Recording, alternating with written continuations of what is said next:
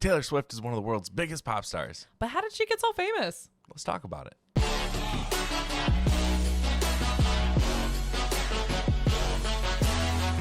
Thank you for joining us on the Tune Talk with TK podcast. Where two people met at a concert. Had their first date at a music festival. And now we're married. I'm Ty. I'm Katie. And we're at TK Top Top Tunes. Tunes. Let's dive into today's episode. Let's do it. All about Taylor Swift. All right. I'm excited for this one. What's up, Swifties? Me too. Hey, Swifties. Let's go. Let's talk about Taylor Swift. Let's talk about Taylor Swift. One of the biggest names In the world. A pop icon Biggest in the world. of our generation. Yeah, seriously. Oh, Taylor Swift. We have a bunch of notes written down. We're just going to go through like the entire timeline of How Taylor did Swift. she become famous? Yeah, seriously. I mean, it's a name that every household knows. I feel like she's been writing songs Young, old. since she was like born. Yeah, seriously. She's such a talented songwriter. I thought it was so cool when we watched some of those documentaries, seeing those old clips of her getting like that guitar on Christmas morning. Yeah. And it was just so cool, like seeing where she started, like just being so excited, like with her first guitar, like writing music. And she's like still that way, you know, writing songs. Yeah. It's just crazy. That's so awesome. I think she showed some clips on that of her Miss Americana documentary. Yeah, that's what it was. Yeah. Yeah, it was really that cool. was so That was a cool. good documentary. Yes. So let's dive in. Let's do it. So a couple fun facts about Taylor Swift just to kick off this podcast. Yes. If you don't already know, Taylor Swift loves cats. Yeah, she does. Her favorite dessert is cheesecake. Yep. And when she was 14 years old, she wrote our song and she played it at her 9th grade talent show. 14. I know. That's insane. And that song is huge, even still today. Well, how old was she when she released it? Probably about 16. Probably. Yeah. Because she was really young. Yeah. When what's crazy is she started like her first album and she was so young. The debut album was just a huge hit. Yes. Like instantly. Yeah. That's just. I know. And she started country. Yeah, she's started played with country. around with a ton of different genres, but we'll get into that. Yeah, we'll get into that later on the show. Yes. She's also super superstitious.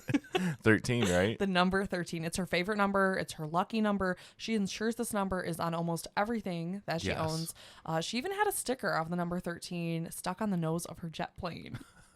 You know, she writes 13 on her hand before every concert. It's just her lucky number. Yeah. She was born on the 13th. She turned 13 years old on Friday the 13th. Her first record achieved gold status in 13 weeks. I wonder if her being like so superstitious about 13 and that like everything happens on 13 for her, if that's kind of why she started the whole Easter egg thing. Yeah. Because she's so known for that in her music videos. Everything is so planned. Even in her like pictures that she posts or Twitter posts, like there's always the Swifties looking for something. the answer. Yeah. It's like there has to be something encrypted in this music video. Seriously. She even goes as far as noting that her first number one song had 13 second 13 introduction. Second, yeah, 13 second So intro. she's superstitious, to say the least. Yes. All right. So where did she start? She is 33 years old now. Yep. She was born on December 13th, There you go, 1989. She was born and raised in Pennsylvania and grew up actually on a Christmas tree farm that her family owned. That's so How cool. cool is that? And we kind of got a sneak peek of that. Oh, yeah, we those little did. background clips in her music video that she released. Oh yeah, that's right. I think it was 2019. Yep. Around Christmas tree that was farm. around the that was around the lover era. Yeah. Yeah, I remember that. That was really nice. Yep. We're kind of jumping forward though. I know. There's so much to say. Yeah. By 14, she moves to Nashville and her music career with the record begins. That's so crazy. I know. I wonder how that whole thing happened. I don't think I remember hearing how that came to be in her documentary. Like, did her parents just say, "All right, you have something special, and we're just gonna go to Nashville"? Think they put her right in musical theater as a young child, Okay, yeah. and then just probably bought her first guitar, and then saw how talented she was. Yeah, and then moved to Nashville. That's a huge move. That's a huge move. Wow. Like, especially at I can't 14. even imagine that. Yeah. Taking a chance, saying, all right, our daughter has this star power. Yeah. And it paid off. you know, it's hard being an artist going to Nashville because it's so populated there. Well, yeah. With country music. It is, Everyone's yeah. trying to get a chance. And look at her now. And I feel like Nashville is even tougher because it's like not only is there artists trying to make it, but then there's a ton of songwriters that like aren't even trying to be artists trying to make it. Yeah, seriously. Like it's like double, you know? Yeah, right. Tough industry. Yeah.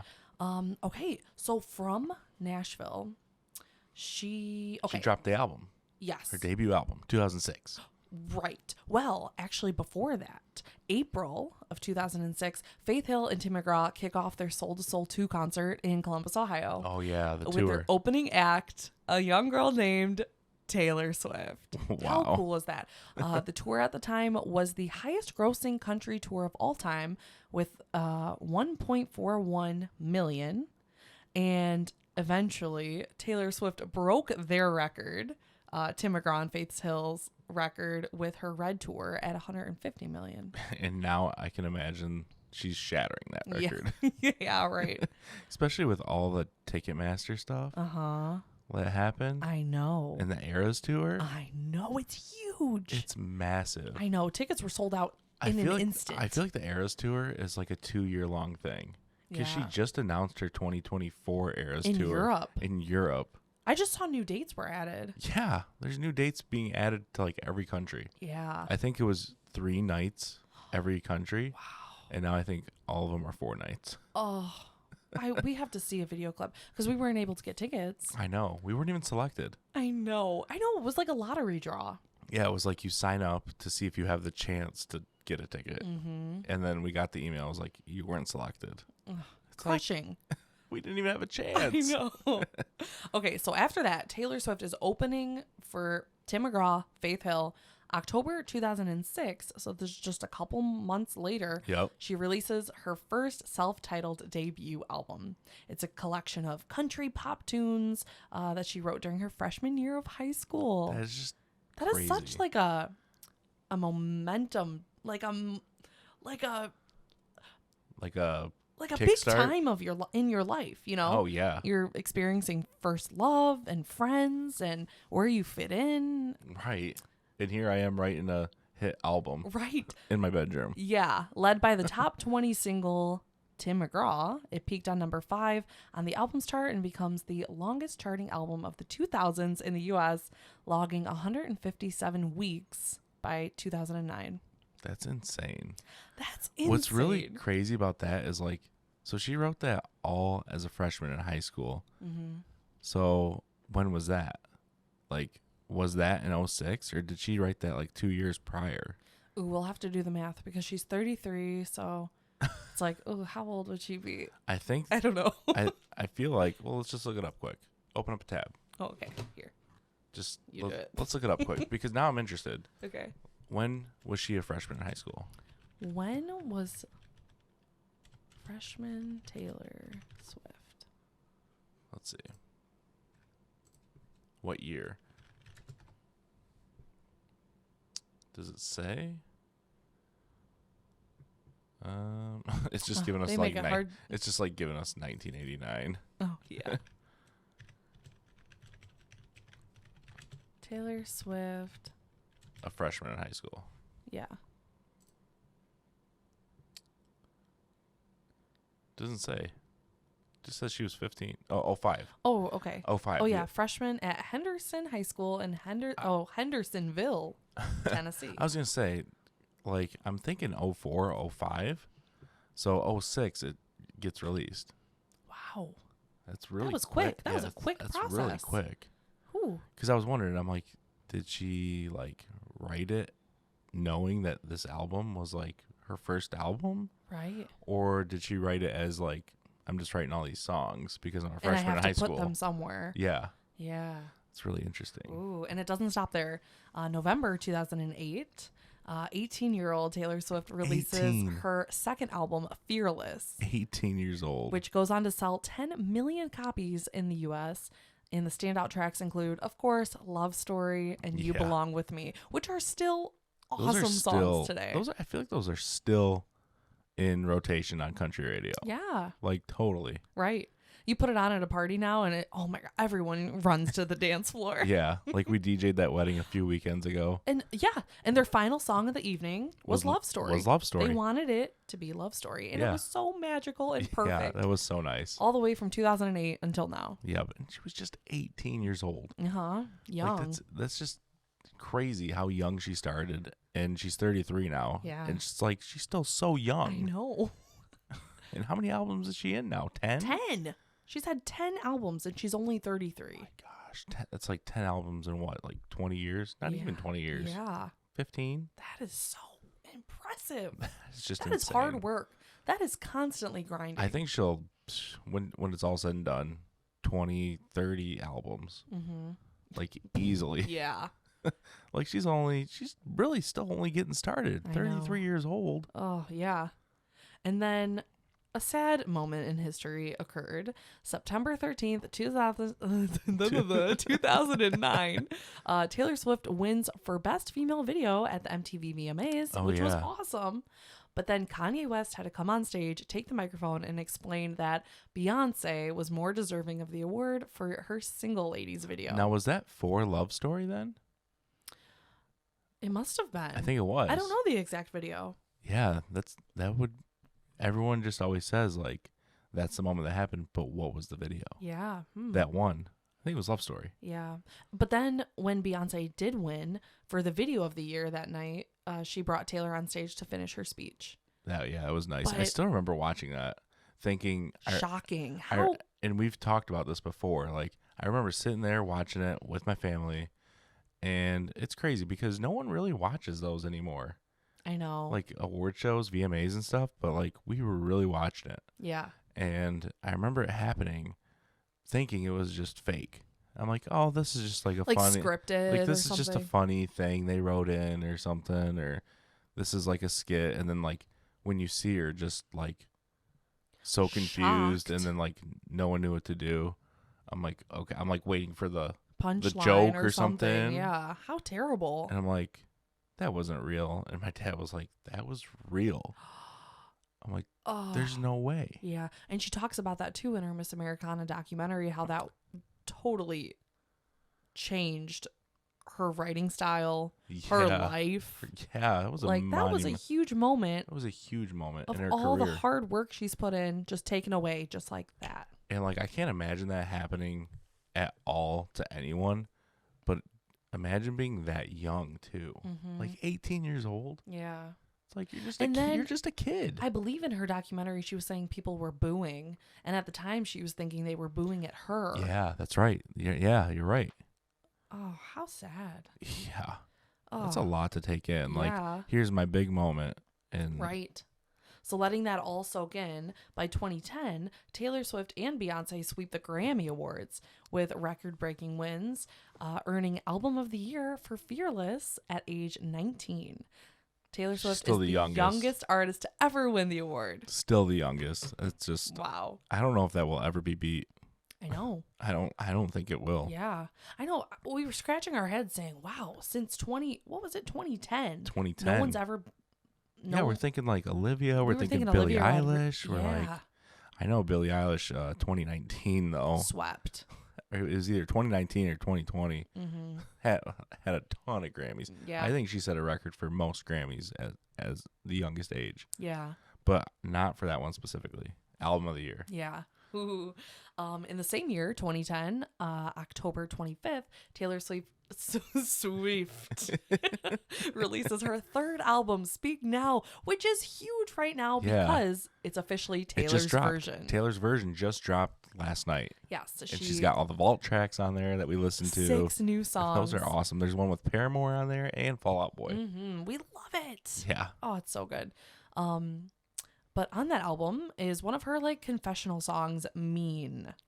Oh, yeah. Where she takes aim at the critics, including industry insider Bob Lefsetz, who wrote that Taylor Swift was too young, too dumb to understand the mistake that she made performing with Stevie Nicks at the Grammy Awards. Yeah, how is that a mistake? I know. Especially knowing that Fleetwood Mac is one of her biggest rock influences in her music. So, for Taylor Swift, it's like, this is a dream. She is not dumb. Like for her, as a 19 20-year-old kid, it's like, this is one of my inspirations. Right. And you're performing with them. Yeah. So how is that like a mistake? Yeah. Doesn't So make all sense. you're ever gonna be is mean and a liar and pathetic For the longest and time. alone in life and me. Do you ever just like listen to Mr. songs? Bob. Do you ever listen to songs and you sing them, and then like years later you look up the lyrics and you were way off? Oh yeah. I was way off on that song. Oh really? Yeah. I would always sing it, and I always thought, maybe I still am wrong. What is it? You just said a liar and pathetic. Yeah. That's Oh, you're saying empathetic? Yeah, I thought it was empathetic. Oh. Empathetic. And I'm just like, I would always sing it thinking like A liar but has empathy. Yeah, I'm like, I would always sing it and be like, that line doesn't really make sense, but it sounds cool. And then I finally found out like 10 years later, it's and pathetic. Right, which makes a lot more sense. Yeah. Oh, yeah. A pathetic Okay. liar. You're so Yeah, funny. Taylor Swift is a good songwriter. Yeah. You're so funny. Okay, a month later, November 13th, 2010, Taylor Swift sets a record 13. from becoming the first female artist to place 11 songs on the Hot 100 at the same time. That's just crazy. 11 songs on the Hot 100 at the same time. That is so impressive. That's a whole album. Wow. And That's an entire album. Like, yeah, my whole album's on the Hot 100 right now. yeah. Wow. And the accomplishments don't stop there. August 21st, 2012, with 623,000 Yeah, 623. digital copies sold. Taylor Swift hit We Are Never Getting Back Together becomes the first wait. My notes are getting messed up. Let's try this again. With 623,000 digital copies sold, Taylor Swift's hit We Are Never Getting Back Together becomes the single with the most digital sales for a female artist. Never, ever. Getting back together, like ever. There And you was go. that ever disclosed who that was about? I thought you told me the I other think day. it's Jake Gyllenhaal. Yeah, that's right. And I was like, are you sure? Like, yeah, I We think are so. never getting back together, like Ever. In October of 2012, Taylor And Swift releases her fourth album, Red. Fourth album, 2012. And her first album was what, 06? Yeah. So 6 years, already Four four albums. albums in. That's crazy, especially like knowing Nashville and the country. This is kind of like when she starts shifting out of country a little bit and more into pop. Yeah. But knowing like the country music industry in Nashville, it's like industry standard. You do an album every 2 years. Mm-hmm. So you do the album, then you tour, then you do an album, Yeah. then you tour. So to do 4 albums in 6 years, that's a crazy pace. Yeah. Because really, it should be 4 albums in about 8 years. She's probably writing a song a day.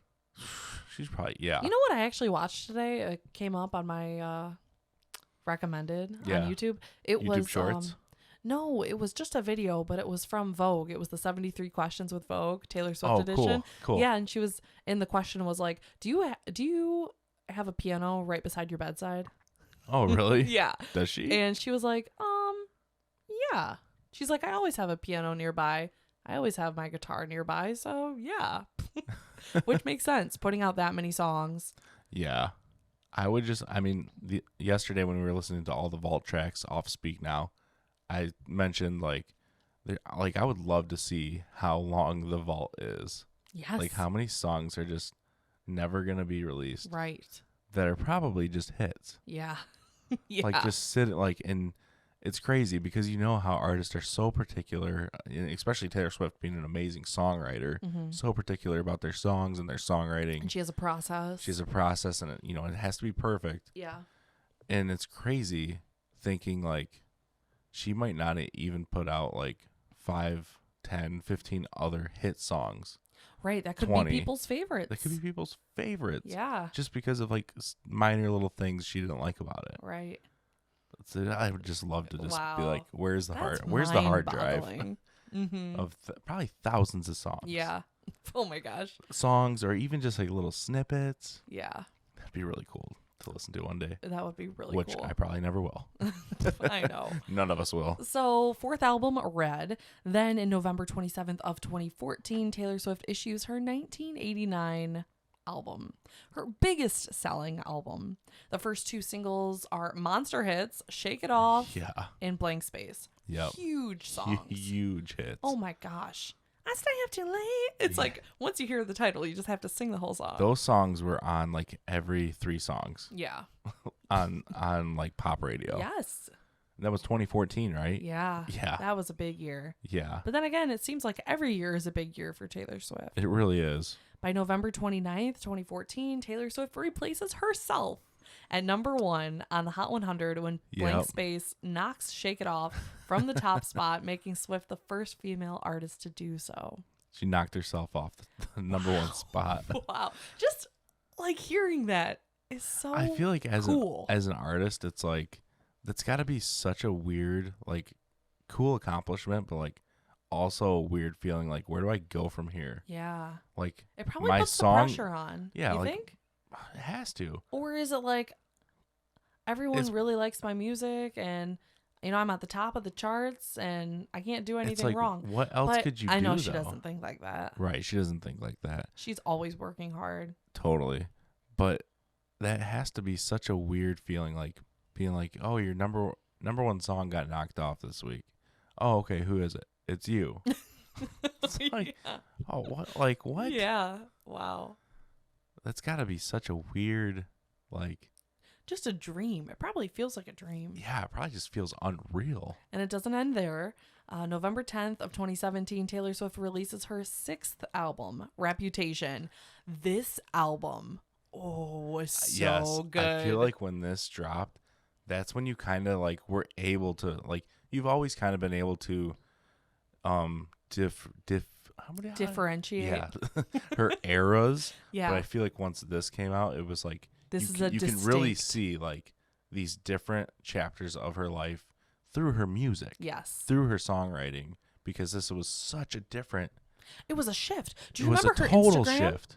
She completely cleared all of her Instagram, all of everything, and then it was just like a random snake video. Oh yeah. And it's like, okay, what is coming up?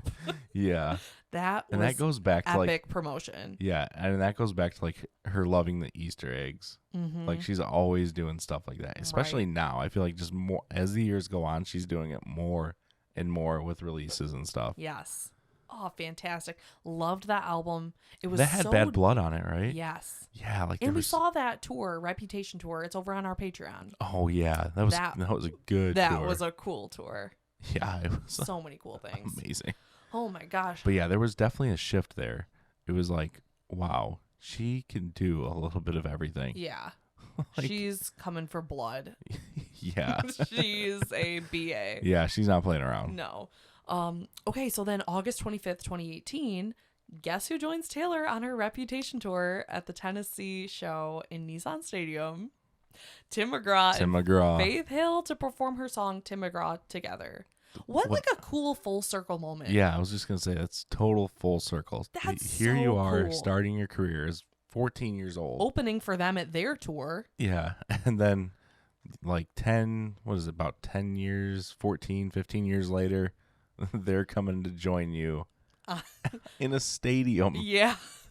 Wow, that is really cool. It's probably cool for Tim McGraw too. That's and Faith huge. Hill. Like, wow, look at this. This girl was on our tour. Right. Just opening for us. Yeah. Now she's like massive. Right. Way bigger than us. Yeah. Wow. Okay, so then another thing kind of turned for the worse.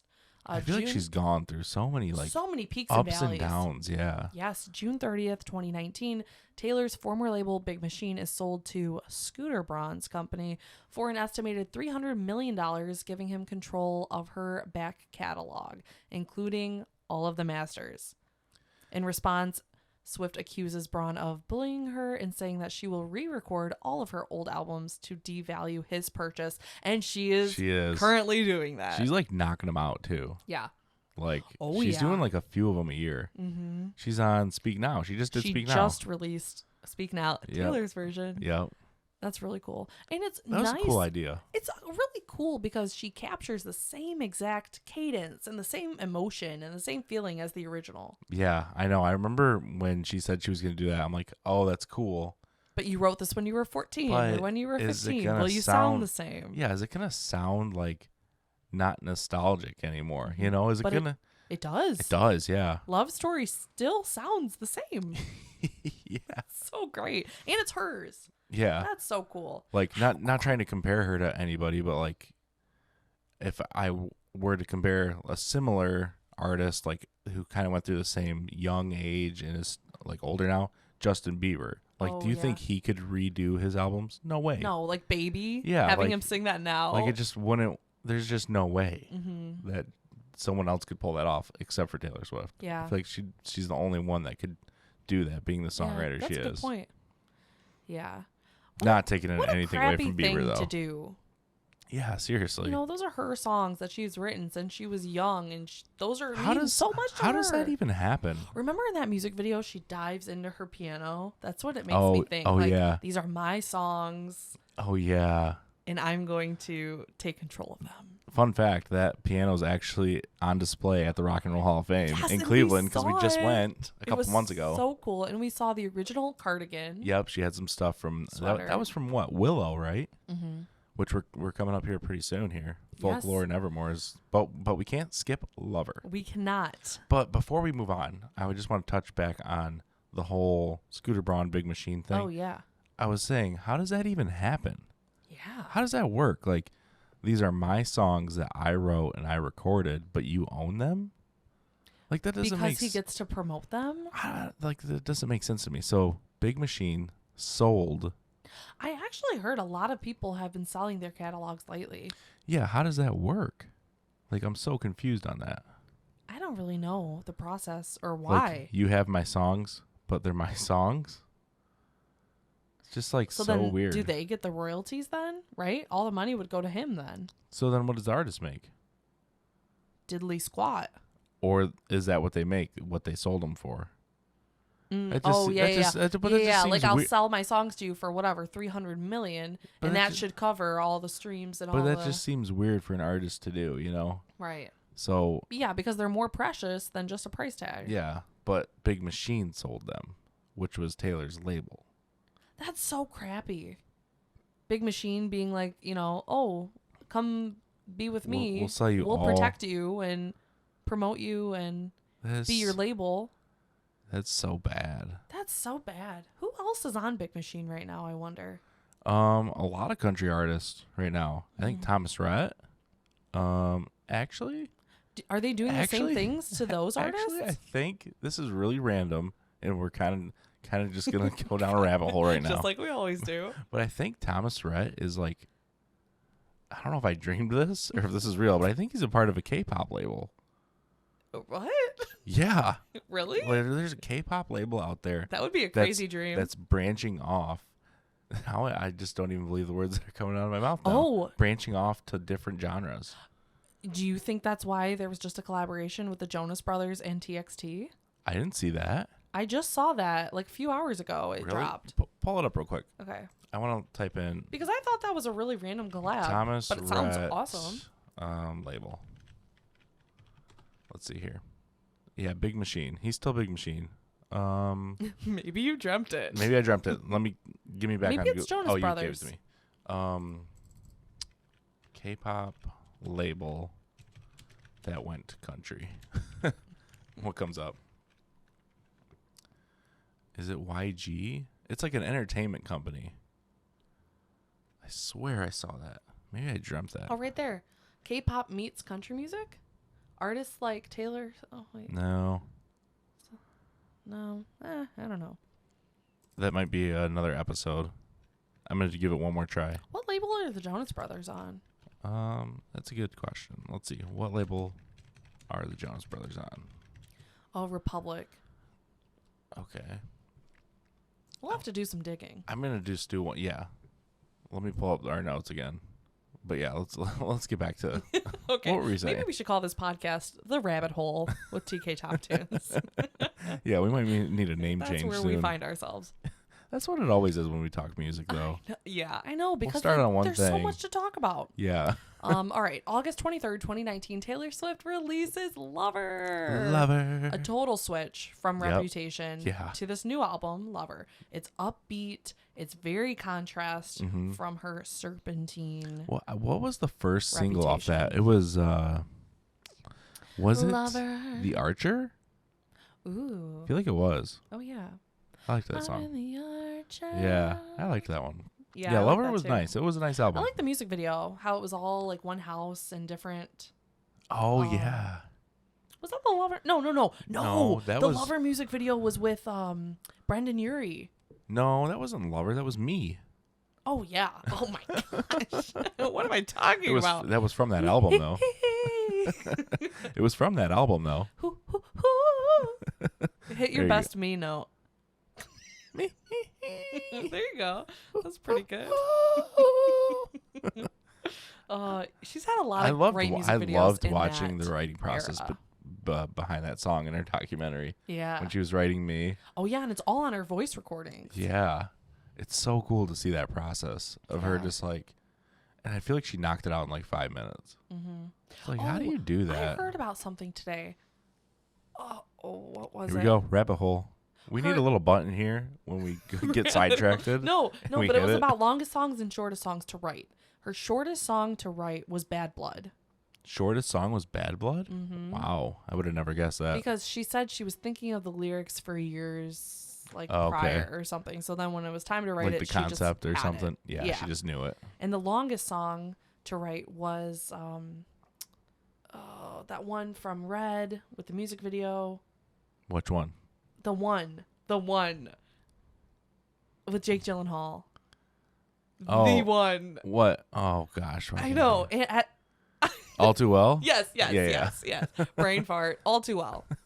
That was her longest song to write because it meant so much to her and it took a lot of emotion. That is a really emotional song. Yeah. Remember the music video, the long version? Yes. Gosh, she is such a great artist. She's Yeah. so creative. And what's cool about Taylor Swift is like, I feel like we still haven't seen everything she can do. I know. Which is She's still so young. Which is so weird to say because it's like, okay, there's so many people that are like, she just does the same songs, you know? She just, Oh no. You know what I mean? Though there's so many people that say that. It's Right, like, but she's across so many genres. She's done country, pop, she's done a little bit of folk, she rock. does songwriting. Like her song, I think that's what it comes down to is her songwriting is just so good. And it's so different. It's so descriptive. It's so distinct. Yeah, and it really resonates with people. Like, Yeah. it talks about situations that other people have lived. Yeah. It's So almost it makes like it so real. It's almost like how a good stand-up comedian is like so relatable. Yeah, relatable. Like, yes. Okay, that's what makes like a really good comedian. Like Kevin Hart is like people can relate to like his jokes. So he's so, really he's one of the best. Yeah. It's kind of the same way. Yeah. Like a good music artist is like really relatable. Right. All right, so our albums don't stop there. Nope. July 24th, 2020, when the world was in a On pause. crazy place. Yeah. She released her 8th album, Folklore. Instead of leading it into like a big publicity campaign, she announced it just the day prior. Yeah. I remember waking up, checking Twitter, and being like, "What? We're like Taylor Swift dropping an album tonight, We're like at midnight." did we miss that? Yeah, Because that was the world went crazy. That was like, I would say 2020 peak time where we were like on every release. Yeah, Like we knew when they were coming out. Like Lady Gaga, Chromatica, we knew for weeks. Like right. Katy Perry, we knew for weeks. Like, Right, Rain on Me music video yeah, at midnight. Everything, all the albums, we knew the release dates, and we're like, how did we miss this one? Yeah. We're like, how did we miss And this? then it was a surprise And- drop. And yeah. the album was fantastic. Like her previous 6 albums, it goes straight to #1 in the US. Of course. Yeah, instantly. Oh my gosh. Then, not long after, November of 2020, Taylor releases her 9th album. Oh yeah. Evermore. Yeah. And didn't she call that like the cousin album or the sister album Yeah. of Folklore? Folklore and Evermore. I love her sound on that. Very folk. Yeah. Very good Very folk, vibes. yeah. Loved it. There's so many, it's just so many good storytelling songs too. Yeah. So good. They just draw you right in. Marjorie ripped my heart out. I think what she does so well with those storytelling songs is her first, if you like listen to like all her songs that are have that storytelling kind of vibe to it. Yeah. She does something that is so different. She'll like say something so specific and so like a certain year or like a certain something season. so like just specific and out there and weird that it makes you just, it's like you're just listening to someone talk. Yeah. But it's music. It's so cool. Right. That's so like therapeutic. Yeah. I just love it. I love that song she did with Bon Iver. Oh, so yeah. Good. Exile. Yes. Yes. Oh, yeah. Both of those albums, fantastic. And we're getting more and more to present time. Like, listen to all the things she's done. I know. Wow. November 15th, 2022, the pre-sale for Taylor Swift Eras Tour. Yep, we talked about that earlier a little bit. Ticketmaster Crashed it. Yes, it led to frustrated fans and a federal investigation. Oh, that's right. But despite all the craziness, 2.4 million tickets were sold, and that's the most for one artist ever in a single day. Could you imagine, in a day. Could you imagine how many she would have sold if it didn't crash? No. Oh my gosh. I wish we were a part of that 2.4 million. There's got to be a better way around that. There has to be. And I feel like we always I wish try we could just drive to the box office and get our tickets. I know, like you used to be able to. Yeah. Listen how old we sound. I know. Just drive. Have our parents drive us down to the box office, get your ticket. Right. But there's got to be a way. Nice. There's got to be a way in this new digital era to not have to drain these bots out. Wasn't Zach Bryan doing something like that? Yeah, he was doing something like that where he created his own website, or he created his own website, his own thing to buy the tickets from, and you also could not resell them. You have to sell them for face value? You have to sell them for face value, but like I don't think you could sell them or something. Oh. Like I thought there was like no way you can resell them. Interesting. Like it won't let you on the app or something. Yeah. Because I'm hearing all of these terrible, sad stories of people getting so excited for the concert. You know, little kids and their families and everyone who wants to see Taylor Swift going up to the gates and the tickets don't work. Oh my gosh, scalpers. really? Yeah. That's so bad. I know. How terrible is that? People are reselling the tickets and they're actually fake, or they're saying, oh, we have Taylor Swift tickets to sell them for a crazy amount. The amounts are ridiculous. 4 times the and ticket price. I feel like the average like person that doesn't go to concerts all the time, like we go to concerts all the time, so we kind of know around the range of what a concert ticket should be. Mm-hmm. I feel like the average person that doesn't go to concerts, they think the artist is doing that. Yeah. You know, they just think like Taylor Swift is so full of herself for selling. Look at her, how much her tickets are going for. It's like, well, that's not what her tickets are going for. Right. They're not $2,000 a seat. That's someone reselling them. Yeah. Right. And I know, because what makes me bring that up and think about that, this guy I work with, we were talking about tickets, and he's like, why are these so much? Like, what? He was like complaining about the artist. I'm like, that's not the artist. He's like, the artist is profiting on all this. I'm like, no. Yeah. This is all just someone just buying them and reselling them. Right. The reseller's making that money. Yeah. And he was like, really? I'm like, yeah. That's so messed up. It's crazy. That's terrible. Ugh. So let's say like a ticket's $100. Artist is selling it for $100. That's what they make. Or when people buy a ton of seats in bulk. Oh, yeah. Not like at a Taylor Swift concert, but let's say for like a smaller artist. Yeah. They take all those seats and then they look like they're sold. Yep. But then they can't resell them or something. And then people miss out on those spots. Well, I feel like we went to a country concert at an arena like in the winter, and it said sold out tonight. And we're like, and it was totally not. And we're like, how's it sold out? There's sections wide open. Mm-hmm. And it's because they buy like a ton in bulk. Scalpers. It's terrible. Terrible. There's got to be a way around this. Ugh. So they should come up with a way where it's like they make you link your, because you know how Spotify always does the Wrapped at the end of the year. Oh yeah. You should have to like input that data into your Ticketmaster, and you have to like listen to the artist for X amount of time or something. Be a certain fan. Like you have to have listened to them for X amount of years, or like time, because you know how they all track it. Like you listen to this song 244 times this year. Right. You should have like a thing. Yeah. And you have to link it in there. Yeah. That's a good point. Could. But what about like artists we've never seen before and we want to go to their show? I feel like if it's an artist we've never seen before. But like it can't be Taylor Swift because everyone knows her. You know, like I feel like everyone knows who that is. But we listen to her on our Spotify. Yeah. So it's like we're like logging in. You know, you're like doing your time. Like, yes, I do listen to this person. Not like, oh, I just want to buy this ticket and sell it. I don't listen to them. Right. I don't care. Yeah, yeah. You know what I mean? Yeah, I know what you mean.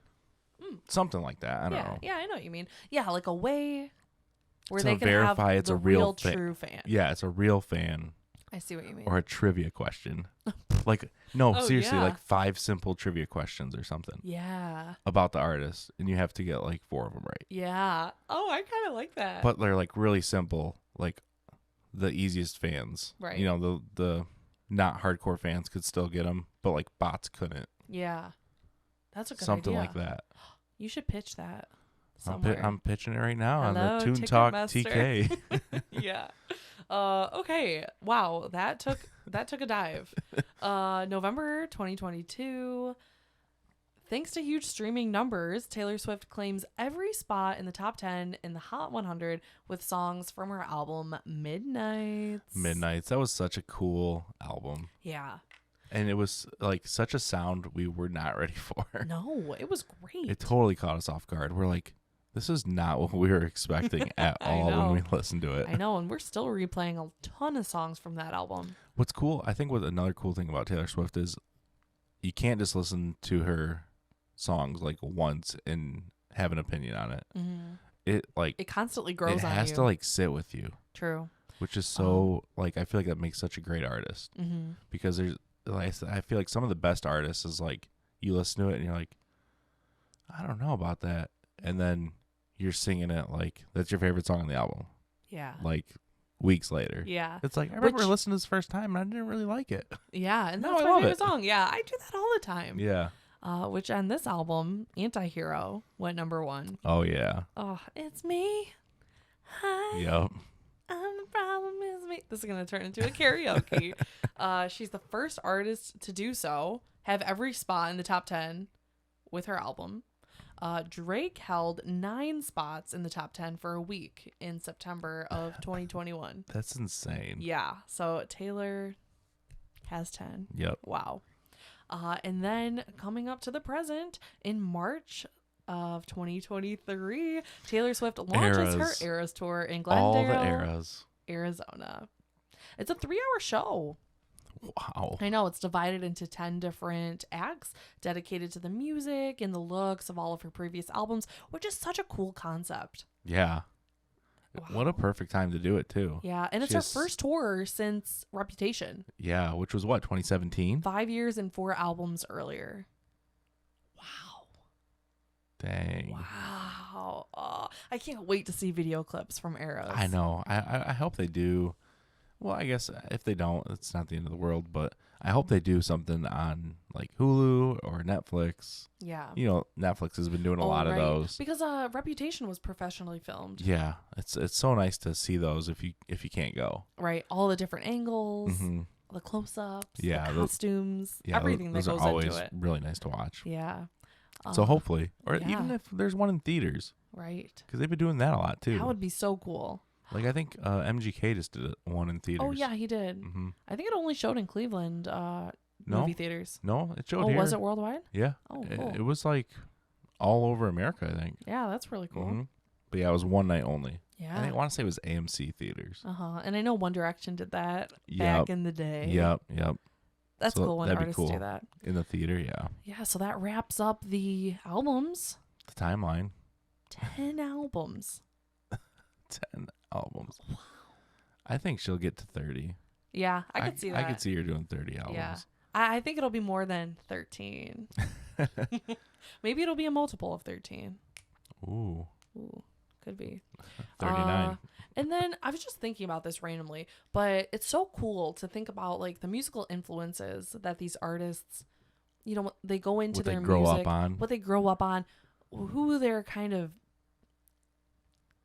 basing their writing around. Oh yeah, the influences. Yeah. And we have some names here. Mm-hmm. So for country. Well, yeah, I was gonna say she has so many different genres. Yeah, right. So many different sounds. Yes. So in country, she credits Shania Twain, Faith Hill, of course, and the Chicks. Of course. Yes. Pop, of course, growing up on Britney Spears, NSYNC, Gwen Stefani. Rock, she has the Rolling Stones, Fleetwood Mac, which is so cool. We just said earlier that she performed with Stevie Nicks. Yeah, that was probably such her cool influence. That's so cool. Bruce Springsteen and Fall Out Boy, which she just put out a song with Fall Out Boy. Yeah, last night from the vault. That's really sweet. And then, of course, folk, she credits Joni Mitchell and Leonard Cohen. Wow, deep lyrics. Yeah. That's really cool. Now that I mentioned it earlier when I was saying it's cool how her storytelling songs have that very specific feeling. I'm trying to think of a song. I don't even know. Let me pull up Spotify because I couldn't think of any off the top of my head. What? But you a specific feeling? What are you talking about? Specific, like the words are so specific. Yeah. Are you thinking about a Vault song we just heard? Like she was pretty specific. Kind of like that. She was pretty specific in that Timeless. That new song on her Vault. Oh, yeah. Let me just pull it up quick. Which gave me the tears. Yeah. Let's see here. Timeless, right? Yes. Oh, you're going to type in Timeless lyrics? Lyrics, yeah. It's me. Hi. Yeah, like, look at this. Down the block, there's an antique shop. And something in my head said, stop. No, like right down there. On a crowded street in 1944, and you were headed off to fight in the war. It's like, wow, I can picture that right away. Mm-hmm. Or like down there, it says, holding hands on the way to a dance, and the date on the back said 1958. It's like 1958. That's so specific. Yeah. Right. It's like it's real, you know? Yeah. Or like, what's some of her like folklore songs? Like, does Exile have that kind of feeling? Probably. I think a lot of her songs, yeah. Oh, I love this song. Oh, maybe like Marjorie or August. One that comes to mind, I think, is what is it called? New Year's Day. Oh yeah. Right? Isn't that one kind of like that? Yeah. Yeah. Here we go. The floor after the party. Yeah, like it's so specific. Girls carrying their shoes down in the lobby, candle wax, Polaroids on the hardwood floor. You and me from the night before. It's like it just like gets it hooks you right in. Right, and it makes you you have that image in your head. Right, because she could have said like pictures on the floor, but it's Polaroids on the hardwood floor. Yeah, right. You know what I mean? Yeah, it's like so specific. Yeah. I love that. That's great storytelling. Yeah. This is like so random, but I would love to read like her English papers, like like in college or just to see her writing. Yeah, like in high school. Just to see like her writing or her storytelling. That'd be pretty sweet. I feel like the closest thing we got to that was watching that documentary. Yeah, that was a great seeing documentary. Just the songwriting process. Yes, which if you're interested in checking out our Patreon, we have reacted to 3 tours. Yes. No. Albums. We've reacted to Folklore album, Evermore album, Midnights. We watched the Reputation tour. Yep. We watched the Super Saturday Night in Austin, Texas. Yeah, that was for the Super Bowl, right? Concert. Yeah, that was really awesome. And also the Miss Americana documentary. Yeah, so there's a ton of stuff over there. Watching it for the first time. If you want to see our reaction, it's have full, us talk uncut. about it. Yeah, check it out. Patreon.com/tktoptunes. Yes, and thank you to everyone who supports us over there. Seriously, it means the world to us. Yeah, it does. It's so awesome. Yes, and thank you so much for listening here today. If you're watching either on Spotify or listening, or if you're watching this on YouTube, thank you. Thank you for joining. We're doing new episodes every single Saturday. I don't want this episode to end. I know. What are we doing for the next one? Oh, I just love Taylor Swift. I don't know who. Maybe we'll do Taylor Swift part 2. Who should we cover? Let us know in the comments down below. We want to hear from you. Yes. Who are some of your favorite artists that you want us to deep dive? Yes, and just talk all about into. Yes. And we'll see you on the next one. We'll see you. See ya. Bye.